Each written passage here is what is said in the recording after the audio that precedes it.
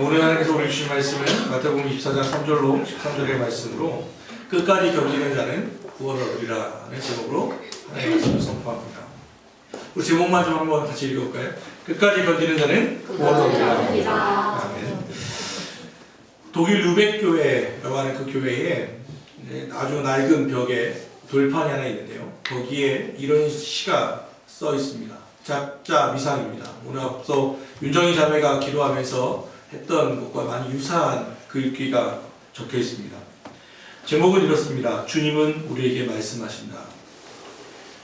너희는 나를 주라 부르면서 따르지 않고, 너희는 나를 빛이라 부르면서 우러러보지 않고, 너희는 나를 길이라 부르면서 따라 걷지 않고, 너희는 나를 삶이라 부르면서 의지하지 않고, 너희는 나를 슬기라 부르면서 배우지 않고, 너희는 나를 깨끗하다 하면서 사랑하지 않고, 너희는 나를 부하다 하면서 내게 구하지 않고, 너희는 나를 어디다 하면서 오지 않고, 너희는 나를 존귀하다 하면서 섬기지 않고, 너희는 나를 강하다 하면서 존경하지 않고, 너희는 나를 의롭다 하면서 두려워하지 않으니, 그런즉 너희를 꾸짖을 때에 나를 탓하지 말라.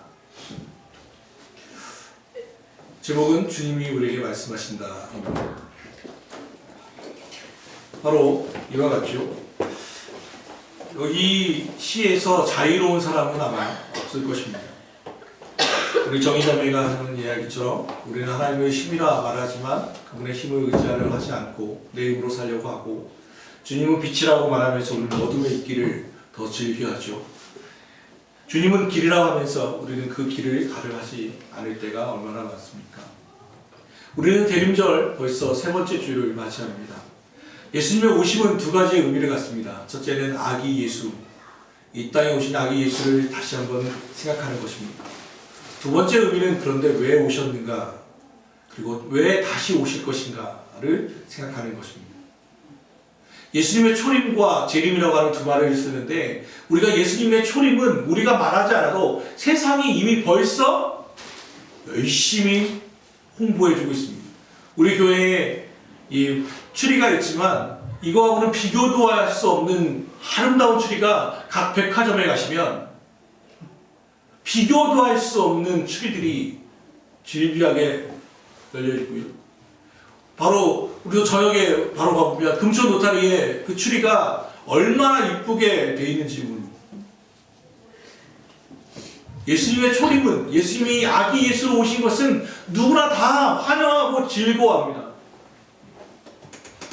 그런데 그리스도는 그 다음에 문제이죠. 왜 예수님이 이 땅에 오셨는가? 오셔야만 했는가? 그리고 두 번째는 예수님이 다시 오실 것인가? 그 예수님의 다시 오심에 대하여 나는 준비되어 있는가? 오늘 말씀은 이렇게 이야기합니다. 시작은 뭐냐면 이런 거예요. 예수께서 감람산 올리브라고 하는 산 위에 앉으셨을 때 제자들이 조용히 와서 일었습니다. 예수께 여쭤봤죠. 주님, 우리에게 좀 가르쳐 주십시오. 어느 때에 이런 일이 있겠사오며 또 주의 임하심과 세상 끝에는 무슨 징조가 있사오리까? 이 앞에는 무슨 사건이 있었어요. 어떤 사건이냐면 예수님이 예루살렘 성전에 보시고나는 막 우시는 거예요. 그러면서 예루살렘아 언제까지 너희들이 선자를 죽이고 내가 파송한 자들을 돌로 치는 자요 하고 하면서 예루살렘에 대해 저주하시고 우시며 이런 얘기 하셨어요. 너희가 지금 짓고 있는, 너희가 보고 있는 이 예루살렘 성전이 돌 위에 돌 하나도 남지 않는 세상의 때가 올 것이다 라고 예수님이 말씀하셨어요. 제자들이 이 말에 두려움을 갖게 됐어요. 이 감람산은 예수님이 아시는 것처럼 마지막 기도했던 장소이기도 하고 평상시 기도하시고 있었던 곳이에요. 아마도 예수님이 이 기도하러 가셨겠죠. 그 이야기를 들으니까 제자들 사이에 예수님의 말씀 한 번도 틀린 적이 없으니까 이 예루살렘이라고 하는 그 아름다운 성전이 돌 위에 돌 하나도 남지 않는다고 하니까 너무 두려워서 예수님께 찾아왔어요. 그리고 예수님이 조용히 물었어요. 무서우니까. 언제 세상 끝이 옵니까? 언제 예루살렘이 멸망합니까?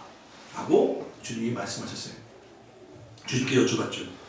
사실 여러분, 그때 주님이 하신 말씀이 뭐냐면, 첫 번째는 그거예요. 무슨 징조가 있는가 할 때, 너희가 사람의 미혹을 받지 않도록 주의하라. 많은 사람이 내 이름으로 와서 이럴 때 나는 그리스도라 하여 많은 사람을 미혹하리라. 첫째 징조 중에 하나가 뭐냐면 이단이 판친다는 거예요. 미혹해 하는 사람들이 많다는 거예요. 앞서 방금 진석이 엄마가 박은혜 집사님이 진석이 오늘 예배한 거 이게 뭐죠? 예배했다는 일하는 곳에서 예배 들었다고 했을 때 내가 제일 먼저 묻는 건 뭐냐면 어느 교회에 갔는지 이름을 확인하는 거예요. 왜 그러겠어요? 이단이 너무 많아서 그래요. 너무나 많은 사람들이, 교회들이, 또 신천지를 비롯한 하나님의 교회를 비롯해서 우리나라가 약 800만 정도를 그리스도인으로 보는데 200만이 이단이에요. 그러면 4분의 1이 이단이에요. 앞서 말한 것처럼 얼마나 많이 미혹하고 살아가는지 몰라요. 공식적으로 우리나라에만 지금 하나님이 20분이 계세요. 예수님이 60분이에요. 스스로가 자기가 예수라고 하는 사람이 60명이에요. 60명. 내가 하나님이라고 하는 사람이 20명이에요. 거기에 내가 성령님이다까지 하면은 숫자를 셀 수가 없어요. 무슨 일이 벌어진 거예요? 말도 안 되는 일이잖아요. 그런데 그를 따르는 이들이 많은 거예요. 왜요? 미혹되는 거예요. 똑똑하니까? 나는 잘 많이 배웠으니까? 아니요. 이건 영적 싸움이에요. 미혹되는 거예요. 제 아내는 한 목사님로부터 요구가 왔어요. 신천지 교육 걔네들 관련된 개종 교육 제가 받았거든요. 그거에 관련된 서류 좀 자료 좀 보내달라고. 그때 왜 그러냐고 했더니 지금 교인 한 분이 신천지에 빠졌다는 거예요. 그래서 만나서 얘기하는데 막 들을 때는 맞대요. 마지막으로 그런데 혹시 신천지가 진짜 이만희 씨가 진짜 하나님이면 어떡하죠? 제가 그 얘기 알고 있거든요. 한 분이 신천지에 빠졌는데 청년이에요. 여자예요. 처녀가 아가씨가 빠져가서 막 부모님이 열심히 해서 데려왔어요. 데려왔는데 할머니가 돌아가셨어요. 외할머니가 화요일날 돌아가셨는데 화수목 3일장이잖아요. 수요일날 얘가 신천지를 돌아왔어요. 안 간다고 얘기했어요. 근데 수요일날 외할머니 발이 둘째 날 입관하잖아요. 애가 사라진 거예요. 입관하는 손녀가 없어요. 중앙대 병원에서 장례를 치렀는데 이 아이가 사라진 거예요. 그래서 나중에 보니까 얘가 수요일날 신천지 교회 가서 지문 난인하거든요. 이거 지문 찍으러 갔다 온 거예요. 이유가 뭔지 알아요? 안 가기로 했는데 그동안 해온 것이 너무 아깝고 혹시나 그게 진짜면 내가 생명책에서 지워질 거라고 하는 두려움이. 그래서 가진 않지만 예배는 안 드리지만 가서 이건 찍고 오는 거예요. 출석은 했습니다. 이게 뭐예요? 미혹이. 예수님이 세상 지말, 말세지말의 가장 첫 번째 특징이 바로 미혹이라고 말씀하고 있어요. 우리나라에 얼마나 많은 미혹이 있는지는 말하지 않아도 충분하죠. 그런데 두 번째가 있는데 난리와 난리 소문을 듣겠으며 너희는 삼가 두려워하지 말라. 이런 일이 있어야 돼. 아직 끝이 아니니라. 민족이 민족을 나라가 나라를 대적하여 일어나겠고 곳곳에 기근과 지진이 있으리니 라고 또 말씀하고 있어요. 두 번째 특징이 뭐냐면 난리와 난리, 전쟁의 소문, 그리고 지진과 기근이에요. 이것에 대해서 우리는 너무 잘 알고 있죠. 우리나라가 지진에 안전한 곳입니까? 아니요. 우리가 벌써 장면이죠. 포항에서 지진이 일어나서 아이들이 가장 중요하게 여긴다고 하는 대학 수능 시험이 연기되었어요. 그럼 여전히 여진은 진행되고 있죠. 경주에서도 지진이 났고요. 지금도 여전히 여진이 있어요. 더 나가면요. 내년도에 도쿄 올림픽이죠. 도쿄 올림픽인데 일본에서는 이 도쿄 올림픽을 계기로 해서 4천만의 해외 방문객을 통해서 수익을 창출하려고 했는데 재밌는 기사가 하나 떴어요. 선수단이요, 일본으로 안 가고 우리나라로 온대요. 우리나라에서 베이스 캠프를 치고 준비하다가 당일에만 일본에 간다는 거예요. 왜냐하면 원자력 방사능과 지진에 대한 위험 때문에 우리나라에서 베이스 캠프를 하고 들어가는 것 때문에 문의가 계속 들어온다는 거예요. 제주도와 부산 일대로 해가지고 어쩌면 1시간이면 가니까. 그래서 오히려 제주는 일본이 부리고 돈은 우리가 받는다는 그런 기사도 봤어요. 지진에 대해서 안전한 나라가 있어요? 일본도 우리나라 살겠지만 IT부터 해서 수많은 나라가 지금 뭐예요? 지진이 나고 있죠. 나고 나고 있습니다. 그냥 자연 현상 중에 하나입니까? 또 기근의 문제. 어제죠? 어제 뉴스에 그 한 50대의 그 경찰이 인터뷰하는 것을 봤어요. 아시는 것처럼 한 40대의 그 중년 아저씨가 편의점에서 음식을 훔치다가 걸려서 신고를 받고 갔더니 알고 보니까 7살과 12살 아들을 둔 아버지였죠. 그래서 택시 운전사로 일하다가 6개월 전에 당뇨와 질병 때문에 운전을 쉬고 6개월 동안 수입이 없는 상태에서 너무 배고파서 먹을 것을 훔치다가 걸렸죠. 편의점에서는 그분에 대해서 고소할 생각이 없고 용서를 했고 또 경찰도 훈방 조치를 합니다. 근데 그 경찰분이 그 아버지를 데리고 가서 식당에서 밥을 사주죠. 근데 이 모든 과정을 보던 한 무명의 사람이 또 20만 원의 봉투를 그에게 전달을 합니다. 근데 그 경찰이 울면서 인터뷰하는 게 참 인상 깊었죠. 그분의 말이 이거였어요. 요즘 세상에 누가 굶습니까? 그런데요, 굶는 이가 있어요. 아니, 지독한 가난과 또는 빚 때문에 자기 목숨을 끊어버리는 이들이 생각보다 많이 있어요. 기근의 문제는 아직 우리나라도 해결하지 못했어요. 전쟁의 소문, 우리는 전쟁에서 자유롭다고 생각하시지만 지금 세계에서 약 25군데에서는 여전히 전쟁이 일어나고 있어요. 시리아부터 해서 이스라엘까지. 사실 내년도에 우리 목사님 저를 포함해서 목사님 동기 목사님 4명이서 이스라엘 성지를 가려고 돈을 모으고 있어요. 그 전까지는 그냥 전쟁 가는 게 남의 이야기였거든요. 근데 이제 내년에 가려고 막 그 비행기 표가 알아보고 월 알아보고 어떻게든 싸게 가야 한다 해가지고 줄고 가는 거예요. 미리 티켓팅하고 막 알아보고 있어요. 그랬더니 재밌더라고요. 이 비용이요 그냥 140만 원 막 이러는데 3월 달에 가면 85만 원, 6월 달에 가면 65만 원. 근데 왜 이렇게 싼가 봤더니 6월 달이 제일 더워서 사람들이 안 움직인대요. 그래서 우리는 6월 달에 가자. 제일 싼 걸로 가자. 막 그러면서 막 우리끼리 얘기하고 있어요. 그런데 중요한 게 뭔지 알아요? 그 전까지는 이 전쟁이 나고는 아무 상관이 없는 줄 알았는데, 그러니까 첫 번째는 돈을 고려하고요. 두 번째는 뭐냐면 정세예요, 정세. 예전에는 파타메만이든 누구든 아랍에서 이렇게 로켓 무기를 쐈다. 솔직하게 얘기해서 쐈을 때 나하고는 아무 상관이 없는 문제였어요. 아, 쐈구나. 근데 지금은 이스라엘에 가려고 생각하니까 무슨 생각이 들어요?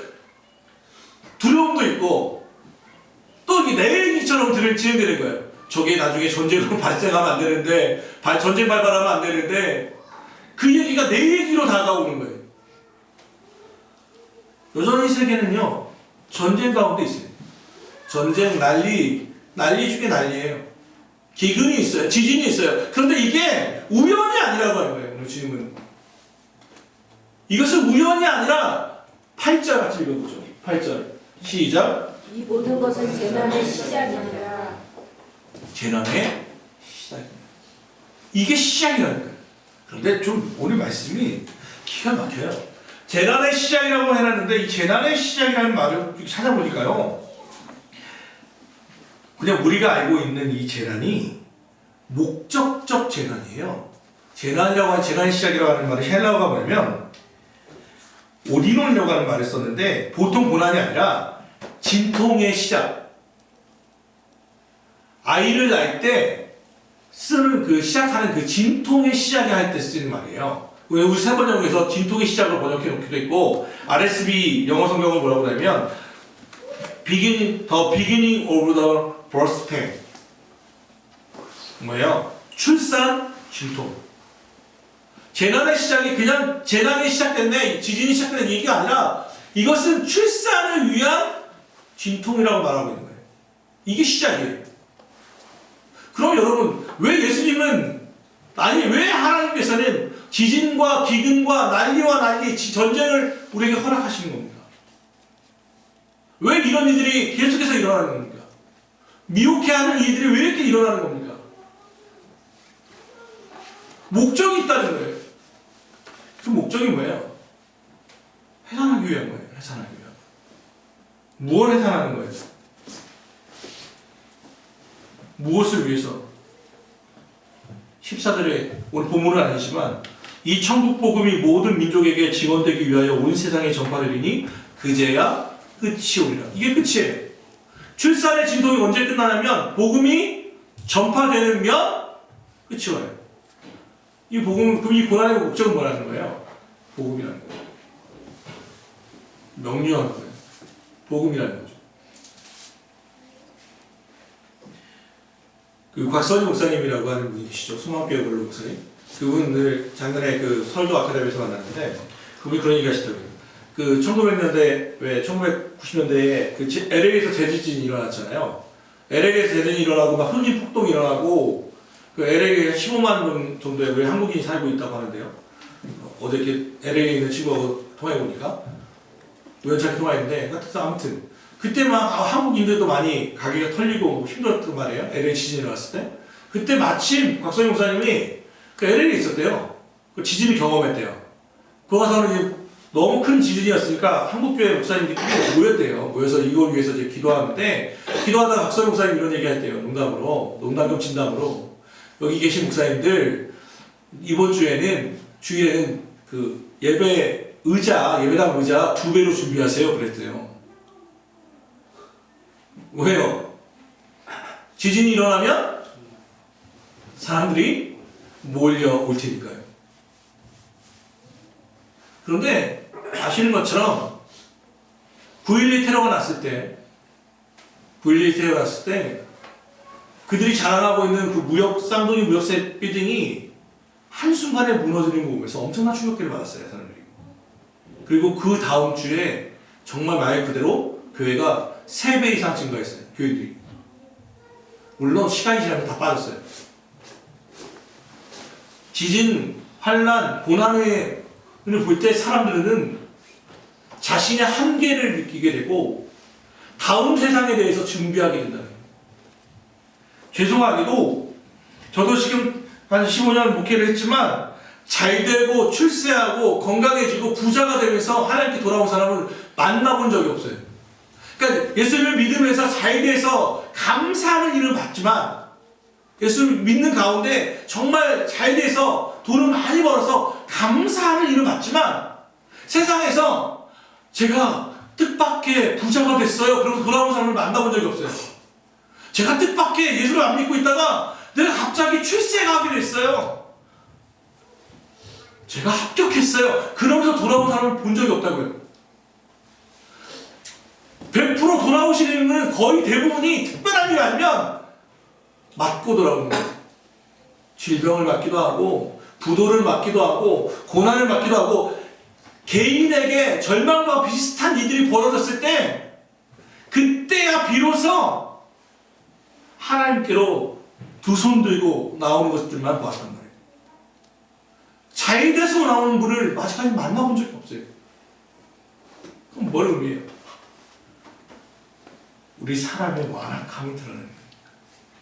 우리는 웬만큼 괜찮아가지고 아파가지고는 나오지 않아요.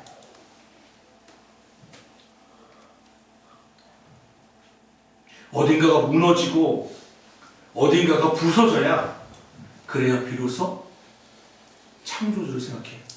오죽하면 전도서에 젊은이들에게 이렇게 얘기해요. 너희는 해가 지기 전 나에게 아무 낙이 없다고 하기 전 너의 창조주를 기억하라 라는 말씀이 있겠어요. 나는 아무 낙이 없습니다 하기 전에 미리 맞기 전에 창조주를 기억하는 게 지혜인데 그렇게 하는 이가 너무도 드물다는 거예요. 그래서 하나님이요 때로는 우리의 모든 걸 흔들어 버리는 거예요. 지진을 주시는 거예요. 지진의 특징이 뭡니까? 지진의 특징은요 이 집이 부자가 사는지 가난하게 사는지 고려하지 않아요. 지진은 이곳에 사는 분이 직급이 몇 급인지 공무원인지 아닌지 또는 권세가 있는지 아무런 상관없어요. 다 흔들어버려요. 모든 걸 흔들어요. 버티는 건 딱 하나예요. 이 집이 내진 설계가 돼 있느냐 돼 있지 않느냐 이거 외에는 다 흔들어버리는 거예요. 살아남는 건 내진 설계밖에 없어요. 내진 설계가 뭐예요? 지진에 대해서 준비되어 있느냐예요. 준비되어 있느냐. 그거밖에는 여기서 해당되는 게 없어요. 제가 오늘 말씀드린 것처럼 어느 누군가가 돌아가셨다고 하면 목사가 묻는 건 딱 하나예요. 학력이 어떻게 됩니까? 1년 연봉이 어떻게 되시죠? 자녀가 있으시던가요? 어떤 목사도 이거 묻지 않아요. 돌아가셨다고 하면 딱 묻는 건 딱 하나예요. 고인께서는 살아생전에 예수님을 영접하셨습니까?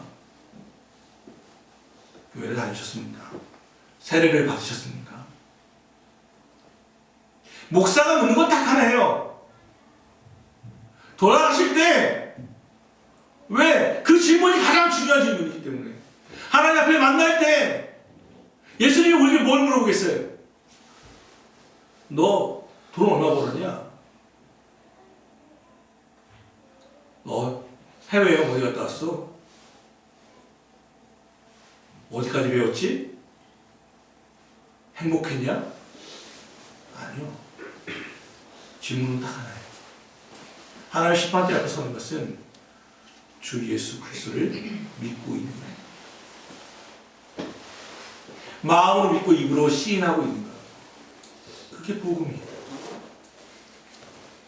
우리의 예수님의 질문은 하나예요. 그러니까 우리의 질문도 다 하나예요. 여러분 준비되어 있습니까? 이 기근과 전쟁이 그리고 지진이 일어날 때 남하고는 전혀 상관없는 이야기로 받아들이지만 아니에요. 이건 우리 모두에게 주시는 하나님의 사인이에요. 너 준비되어 있니? 다시 성경 말씀으로 돌아가 봅시다. 왜 이런 일이 일어나요? 하나라니까요. 1950년에 저 영국에서 대지진이 일어났었어요. 그때 브라운 헨리라고 하는 그 의사분이 계셨는데 지진 때문에 부상당해서 돌아가시는 분하고 했던 대담이 하나 기록되어 있어요. 돌아가시 직전 그분에게 이렇게 질문했습니다. 선생님, 죽는 것이 두렵습니까? 그때 그 사람이 이렇게 얘기했어요. 아니요. 죽는 것은 별로 무섭지 않습니다. 그런데 죽은 다음에 무엇이 있을지가 두렵습니다. 죽는 거는 그냥 한순간이니까 죽겠는데 그 다음에 무엇이 있을지에 대해서 두렵다는 거예요. 솔직한 표현이잖아요. 죽는 건 무섭지 않아요. 한순간 질끈 눈 감으면 돼요. 그런데 뭐예요? 그 다음 이어진 것에 대해서 어떻게 준비할 거예요?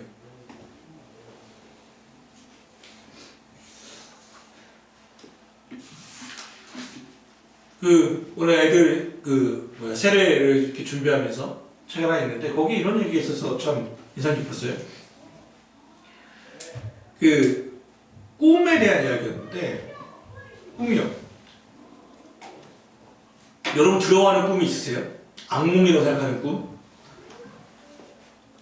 남자에게 대부분의 마지막 악몽을 보면 재입대하는 꿈이에요. 꿈에서 군대를 가요. 꼭 가야 한대. 갔다 왔다고 했는데도 바둥 쳤는데도 어느 순간 내가 군복을 입고 있어요.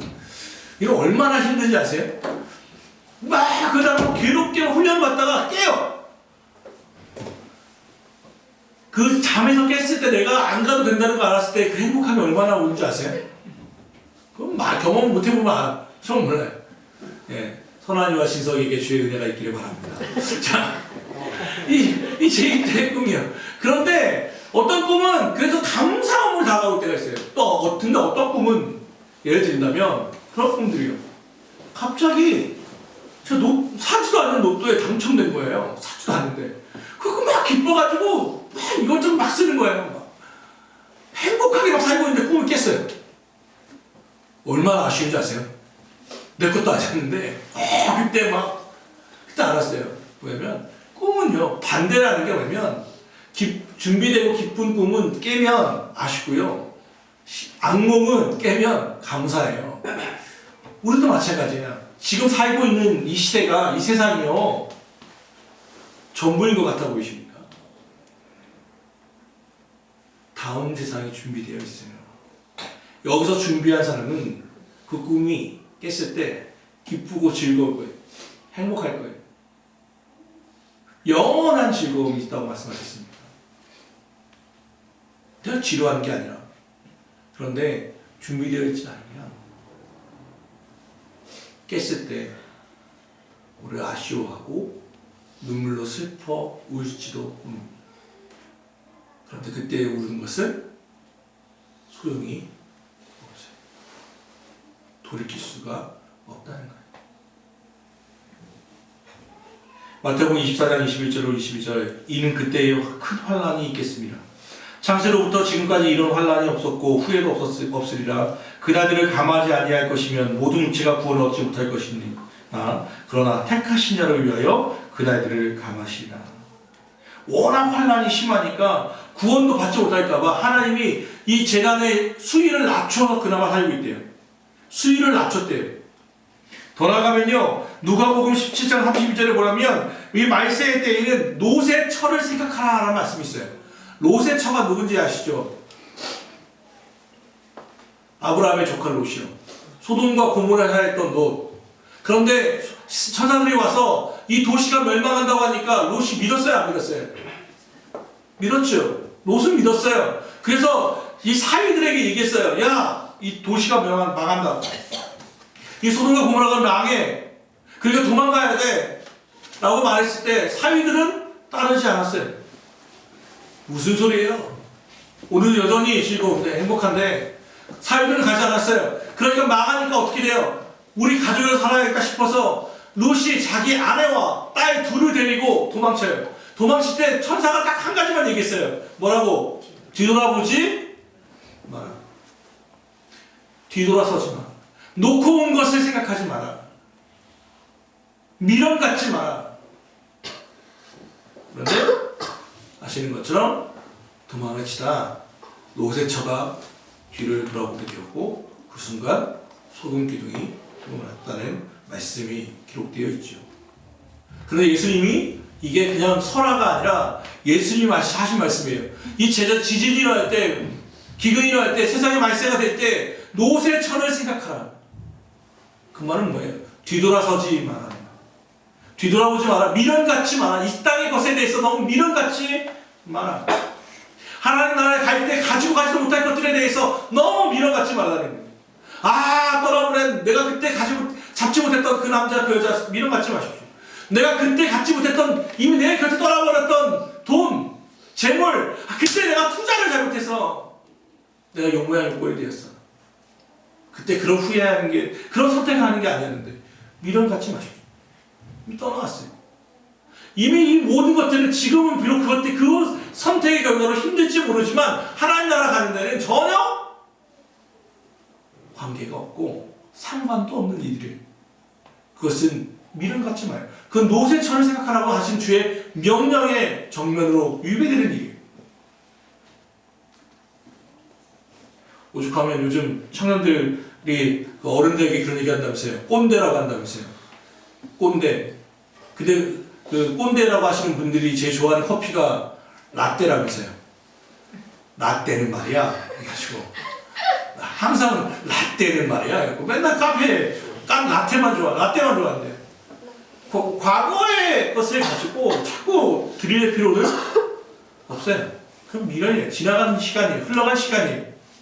우리는 진짜 중요한 건 지금 이 시간이고 그리고 닥쳐올 시간이에요. 심판의 때. 오늘 말씀은 하나예요. 끝까지 견디는 자는 구원을 얻으리라. 그 말은 견디는 것이 쉽지 않다는 거예요. 만만치 않다는 것을 내놔요. 앞서 말한 것처럼 예수님 오늘 부족하면 구원을 이 재난을 감하지 않았으면 이 강도를 낮추지 않았으면 받을 사람이 없다고 할 만큼 우리를 둘러싼 고난의 강도는 셀 거예요. 네가 이래도 예수를 믿을래? 야, 네가 이래도 너의 믿음을 배신하지 않을 거야? 네가 이래도 그리스도인 것을 자랑할 거야? 그런데 오늘 주의 말씀은 다 하나예요. 끝까지 견디는 자가 구원을 받아요. 1등이냐 2등이냐가 아니라 완주했느냐를 보시겠다는 거예요. 중요한 건 완주예요. 빨리 가는 게 중요한 게 아니라 방향성을 맞춰서 가는 거예요. 사랑하는 여러분, 교회가 해야 할 것은 교회 어떤 목사님이 그 세미나 갔더니 목사님 그런 얘기 하시더라고요. 저희는 40대 목사님이신데 그분이 그러실 때 어느 분하고 이렇게 교회 이제 개척한다고 했더니 그 안 믿는 청년이 그런 얘기 하는데 목사님 창업하시는군요. 그러더라는 거예요. 생각해보니까 창업하는 게 맞더래요. 그러면서 드는 생각이 뭐냐면 그건 창업을 하는데 창업을 하면 중요한 건 마케팅이잖아요. 물건을 파는 거잖아요. 그건 우리 교회는 뭘 가지고 있나 생각했대요. 우리가 가지고 있는 상품이 뭐지? 사랑하는 여러분, 교회의 상품이 뭡니까? 우리가 가지고 있는 건 딱 하나예요. 복음이에요. 복음. 복음이 기쁜 소식이죠. 굿뉴스. 그런데 많은 그리스도인들이 기쁨이 별로 없어요. 복음이 기쁜 소식을 하는데 기쁘지가 않아. 즐겁지가 않아. 왜요? 복음을 누리지 못하기 때문에 그래요. 왜 누리지 못하는가에 대해서는 또 말씀을 전할 준비가 되어 있어요. 진짜 중요한 것은 뭐냐면 그 복음의 한 가지가 뭡니까? 하나님이 나를 사랑하시며 우리의 죄를 위하여 예수 그리스도께서 대신 치르셨다. 우리는 이것을 마음으로 믿고 입으로 시인하면 누구든 많이 배웠든 못 배웠든 돈이 있든 없든 전혀 상관없이 누구든 영접하는 자고 그 이름을 믿는 자에게는 하나님의 자녀가 되는 권세를 주셨으니 이게 복음이에요. 하나님의 자녀라는 거죠. 오늘 말씀에 시작으로 다시 들어가는 거예요. 그런데 사랑하는 여러분은 주님을 주라 부르면서 따르고 계십니까? 복음을 가지고 있다고 해서 기뻐하십니까? 주님이 길이라고 하면서 그 길을 가고 계십니까? 말세가 온다고 이 땅이 전부가 아니라 다음 세상이 있다고 천국이 예비되어 있다고 하면서 이 땅이 너무 힘을 쓰고 있는 것은 아닙니까? 이 땅의 일에 대하여 뒤돌아보고 있는 것은 아닙니까?